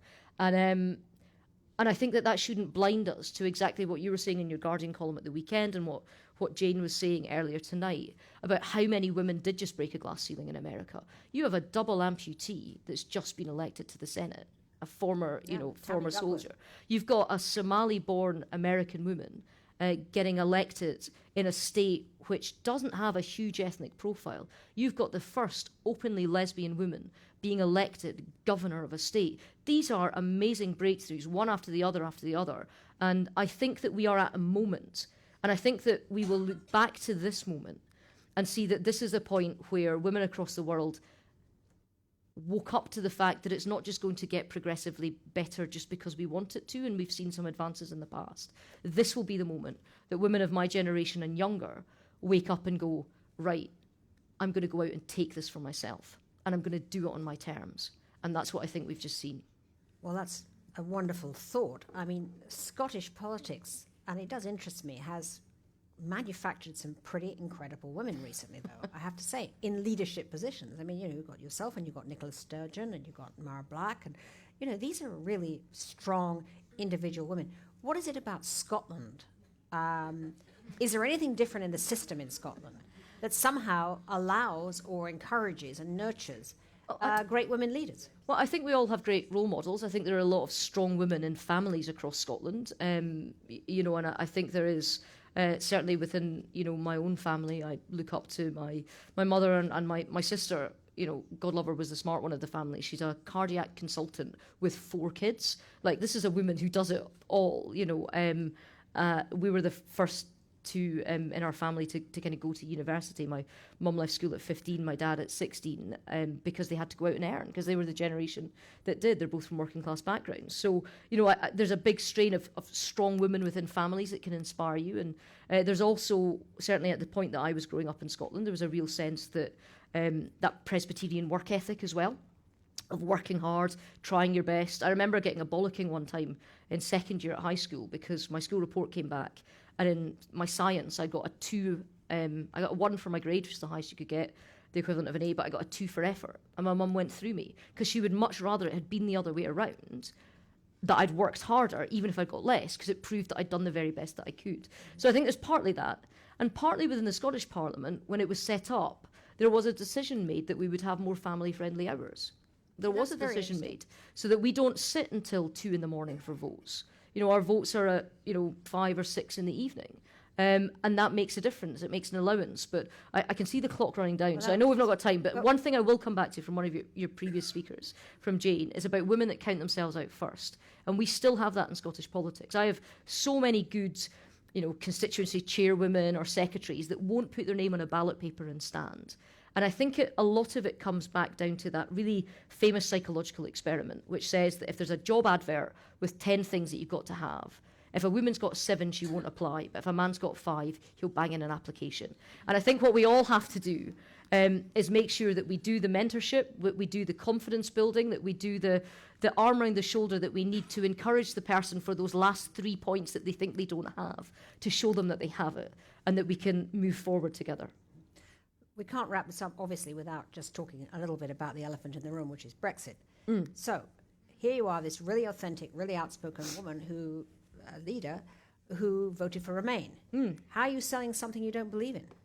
Well, I'm being pretty honest about it in that, I wanted Remain. I voted for Remain. There's some people from the Remain team in here who helped sort of work ahead of that Wembley debate, and I thank them for all the work that they did to try and prepare us for that. And I was gutted that we lost by 4%. I want to be able to sell goods and services abroad. The reason that I was on the Remain team is because, like I say, my dad's from a working class background, and every plate of food that was put down in front of my sister or myself growing up was because he made stuff and sold it abroad, first textiles and then whiskey. And I absolutely have no problem with freedom of movement if that's the quid pro quo for that. So but at heart I'm also a Democrat, and I cannot ignore the fact that 17.5 million people in this country voted for something that I don't believe in, and that vote has to be respected. I come from a background where there was a sort of referendum in Scotland that I fought passionately for, and that the people who lost by a massive margin, much bigger than 4%, are trying to rerun almost immediately. And I'm saying you can't just rerun a vote until you get the result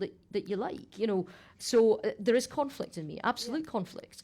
But what we have to do now is try and mitigate the bad points and try and, if there are any opportunities out there, take hold of them. And I know that Angela Merkel and President Obama and Theresa May are meeting tomorrow, and I hope very much that conversations that start around there and continue and spiral out start to see the positives that both sides can have. But my worry is that we let the emotion pollute this, and I don't think we in Britain understand how hurt people in other countries in the European Union feel that we caused a breakup, particularly countries who've had war on their soil in the way that we didn't. And I had lunch with the Belgian ambassador just a couple of days ago, and he was trying to impress upon me, look, this is painful for us because the European Union was about this never happening again, and you're turning our back on us. So we in Britain have to de-escalate the language hugely going forward. And we also have to recognise that in the next 2.5 years of conversations that are going to happen, the first 2 years of that are going to be really tough. And it's only in the last 6 months that we're going to start getting results on deals. You crushed and thrashed Boris Johnson in the debates before Brexit. I wouldn't quite say that. And now he's, cavorting around the world as foreign minister, saying things like, you won't sell as much Prosecco, to the Italian finance minister. Do you cringe? Well, I'm certainly doing my bit for the Prosecco market and buy as much as I possibly can. and Tina, you look like a woman that's not been shy of a Prosecco as well, if I may be so bold. Good Prosecco, better than a bad champagne, that's what I always say. Okay. That's a pretty good place to end. So a toast to Ruth Davidson and Prosecco, everybody, and let's go and have a drink. Thank you so much, Ruth. Yep. Before we wrap up, I want to introduce our extremely... I've got questions. I am not actually wrapping up quite yet. I'm so excited to talk to you. I'm back for an encore, completely. folks. You're back for an encore. Questions, guys. Anyone with a question? Sure. Over here. Hi. I'm an American. But you're among friends. Hello. Oh, and my name is Michelle Lira. So my question to you is, obviously you guys have Brexit and we had the elections, as most of this day has been, or night has been about. And what they're saying is that with these two things coming on, there's been a huge surge of activism. And especially the one I can think of in particular is how there's going to be a women's march in DC the day after the inauguration. So I guess my question to you is, what advice do you have for women in the US or in Scotland, in the UK, or around the world for tapping into their activism and having that same kind of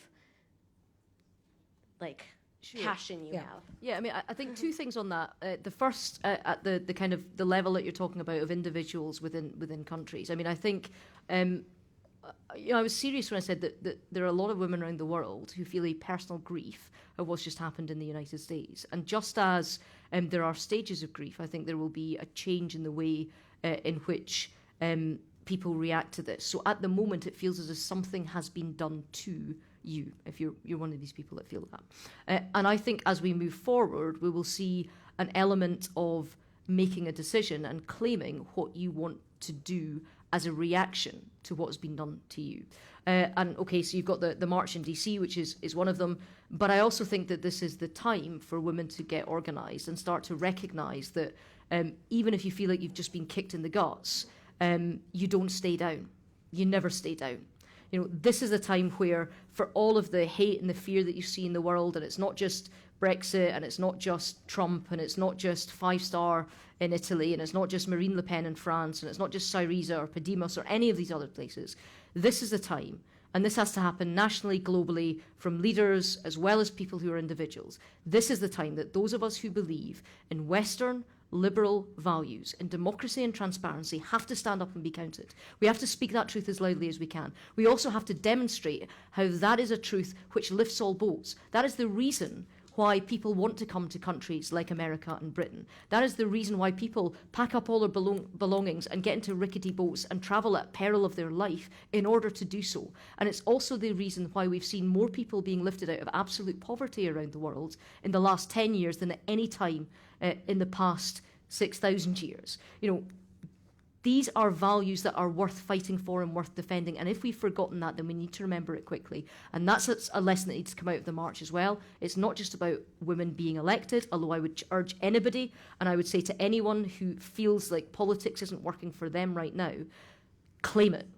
Put your name on a ballot paper. Get involved. If you don't like the political parties that currently exist, do it in some campaign or other, a single issue campaign. But make sure that you speak up and stand up, because there can be a whole new generation of politicians that come out of what has been a tectonic shift that's just happened in politics all around the world, and it'll do it for the better. So Michelle, I don't know what your home state is, but start running for your local legislature, you know, get involved, get your sister involved, get your friends involved, because it's no good shouting at the television from your sofa. That won't cut it. We actually need people to rise above and put their name on that ballot. Over here. Oh, thank you. It was actually mentioned in one of the videos that was played earlier. Something that I have found particularly troubling with the Brexit vote in the US elections is how much truth does not seem to matter anymore when you are campaigning for things.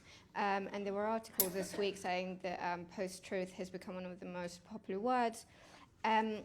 For young people who are already disillusioned in politics, and for those who did believe in politics but now are disillusioned because of the way campaigns are run and fought and elections are won, what advice do you have, and how do you think we can restore truth in the future? Yeah, I mean, I think there's a number of strands to this, and I don't think it started with Brexit. In the stuff that I was doing kind of before that, even in the independence referendum, the dismissal of analysis was enormous. So when there was, you know, serious people that were talking about how great constitutional change can have large economic impact, it was entirely dismissed by the Yes movement as that's Project Fear, therefore anything that's said doesn't need to be listened to, and you put it in a box and you get rid of it. And you saw the Project Fear 2 being run at the Brexit vote as well, and it was you know, it was like a flashback from Nam for me in terms of how that happened. And I think there are many strands to this too, because again, the MSNBC speaker earlier today, Joy, was saying that there was all of these top false news stories that were mostly being spread peer-to-peer on Facebook, Twitter, Instagram, etc.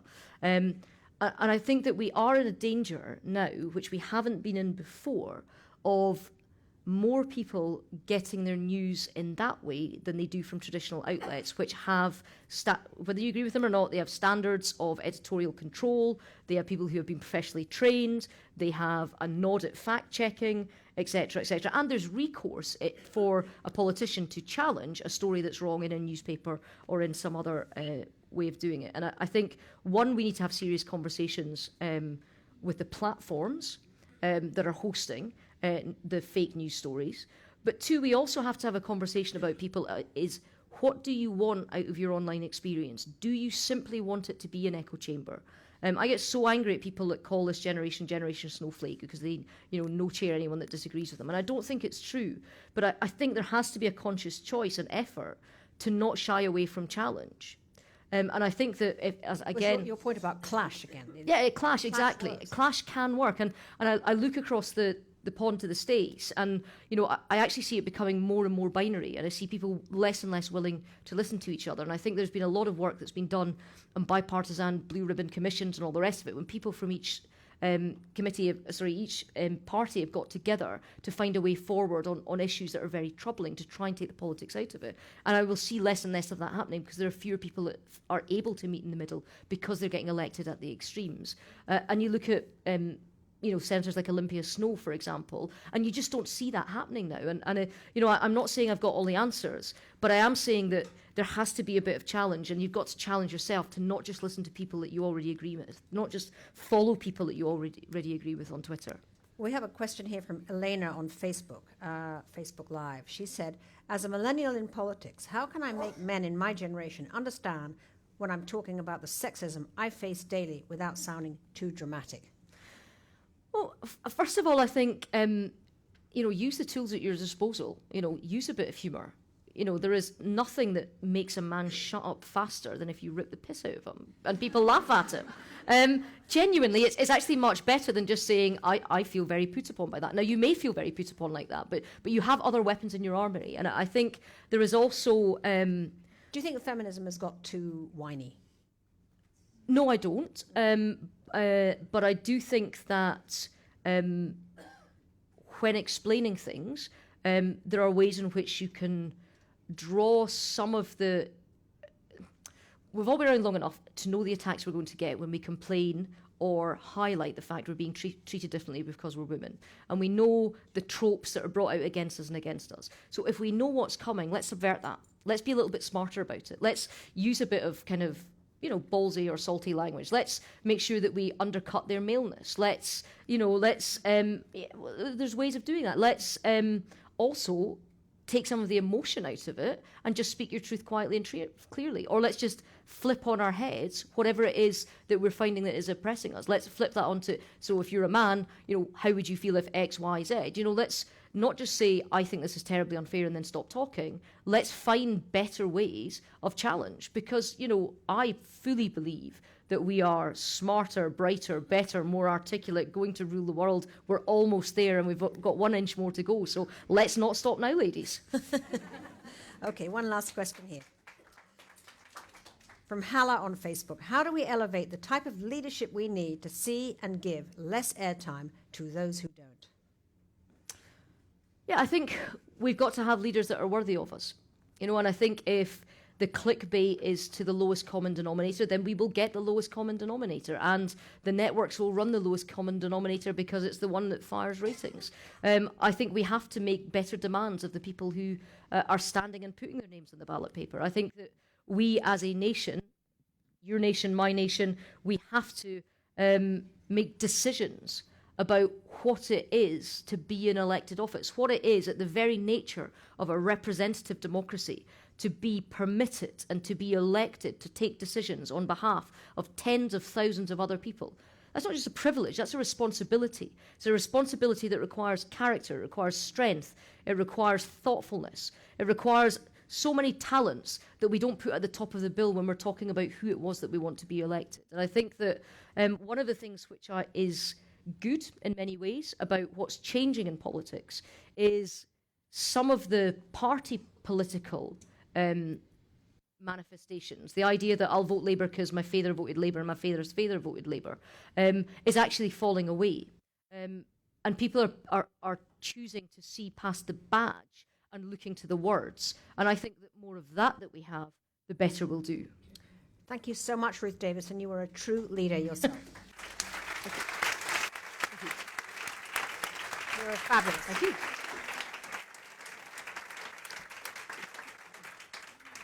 Exhilarating to talk to Ruth. Thank you, everyone who's joined us tonight. Really an extraordinary group of women.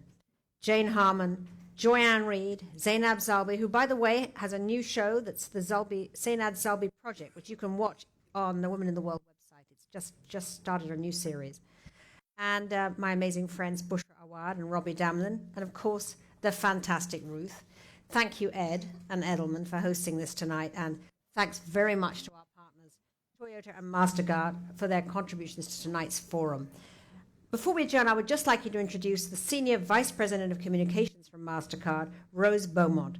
One of the things that Rose and her colleagues at MasterCard are working to tackle now is how to give women everywhere the power that comes with a savings account, a checking account, and a loan, the financial tools we take for granted.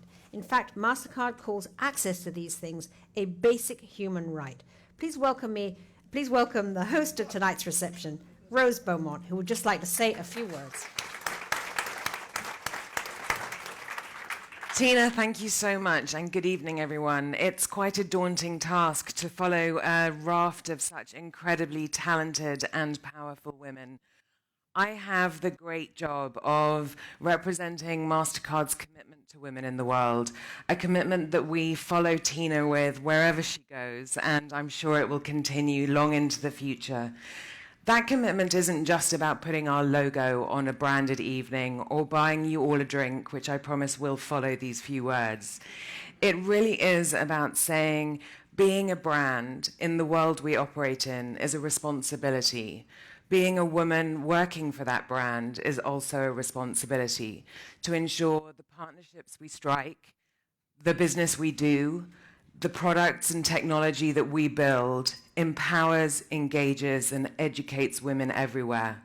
We run programs targeting young girls to help them understand the importance of STEM subjects and coding to be a part of the digital future we're building.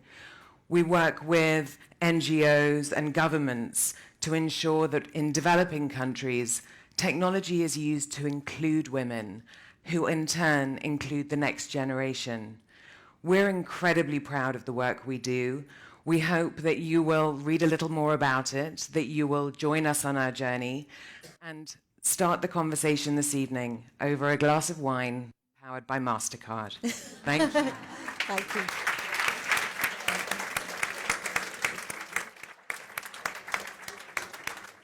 Let's see each other in the bar, guys.